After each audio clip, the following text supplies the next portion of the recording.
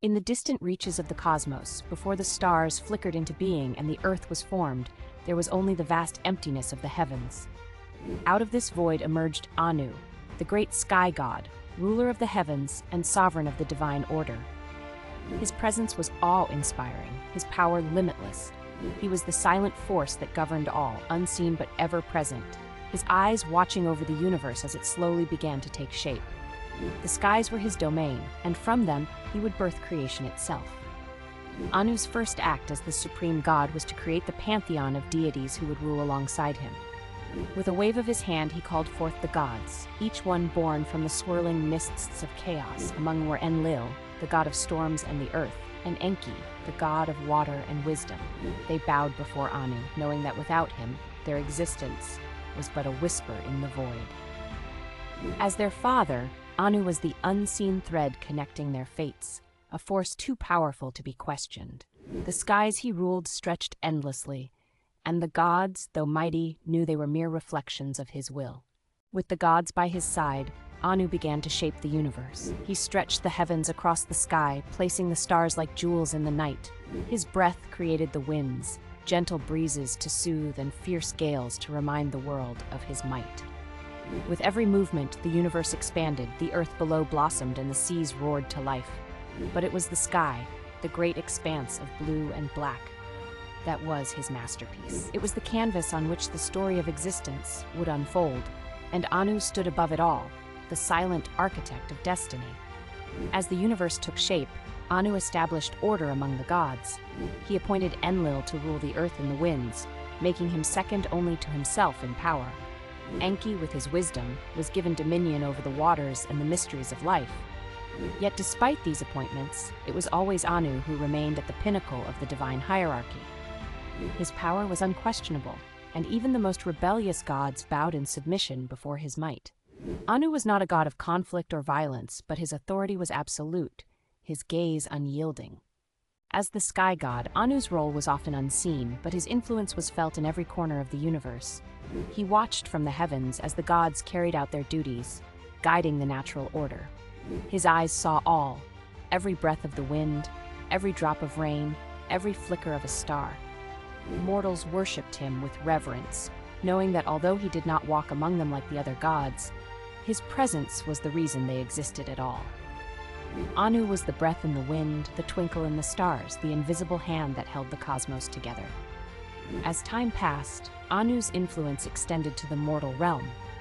He decreed that kings would rule over men, appointed by the gods to maintain order on earth. These kings were seen as divine representatives, chosen by Anu himself. Their power came directly from the sky god, and they governed with the understanding that they were mere instruments of his will.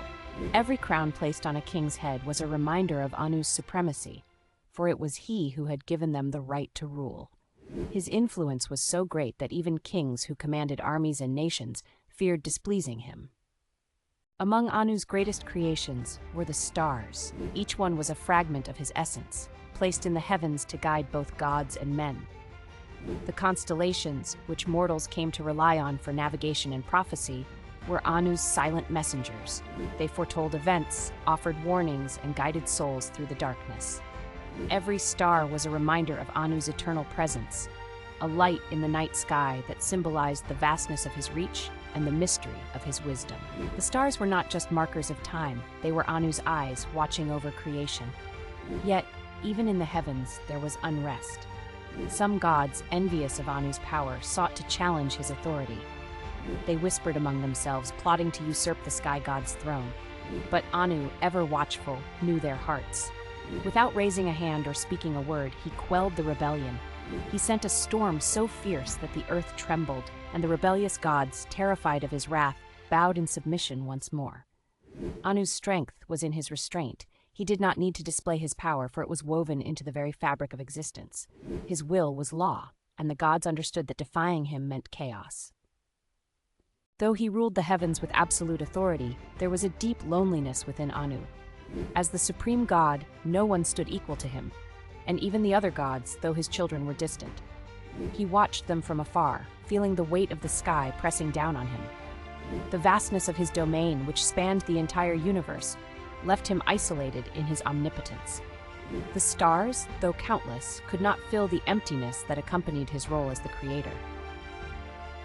Anu, the ruler of all, was also the most solitary of gods. Despite his loneliness, Anu never allowed bitterness to cloud his judgment. He was a god of compassion, and his heart ached for both gods and mortals. When the earth suffered from drought or famine, Anu would release rains from the sky, nourishing the land.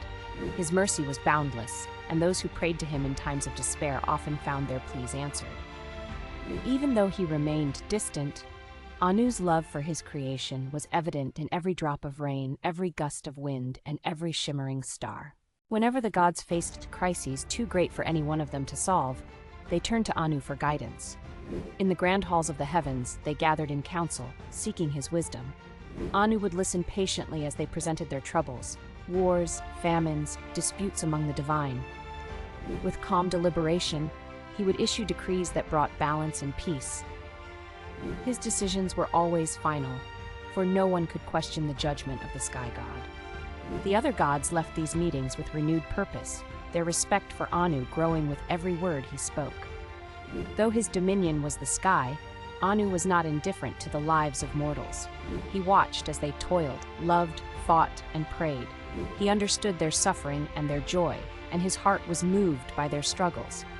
When mortals looked to the heavens for guidance, Anu often sent dreams or omens to lead them. His messages were subtle, like the gentle breeze before a storm, but they were always felt. Mortals revered Anu as the unseen protector, knowing that though he did not walk among them, his presence was always with them. As centuries passed, the legend of Anu grew. His influence became so vast that every corner of Mesopotamian life was touched by his presence. Temples were built in his honor, where priests and priestesses offered sacrifices and prayers. His name was invoked during important rituals, from the crowning of kings to the sowing of crops. Anu had become more than just the sky god. He was the embodiment of order, justice, and creation.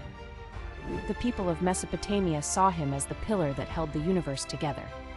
Though Anu's rule was absolute, it was also silent. He rarely intervened directly in the affairs of gods or mortals, trusting that the order he had established would maintain itself. His power was so immense that it did not need constant display. The sky itself was a testament to his rule, endless, expansive, and eternal. Anu's strength was in the balance he had created, and the universe thrived under his watchful gaze. His silence was not absence, but a sign of his trust in the world he had shaped. As the eons passed, new gods rose and mortals changed. Empires fell and others took their place, but Anu remained constant. His presence in the sky was unwavering, and though he did not change, the world below him evolved. Mortals continued to look up to the heavens, searching for answers, and Anu continued to guide them in his quiet, subtle ways. The stars he had placed in the sky still twinkled, offering glimpses of his eternal wisdom to those who sought it. Anu's legacy endures, even in the modern world. Though the temples may have crumbled and the empires faded into dust, the sky remains vast and untouchable. Every time we look up at the stars, we see the handiwork of Anu, the great sky god.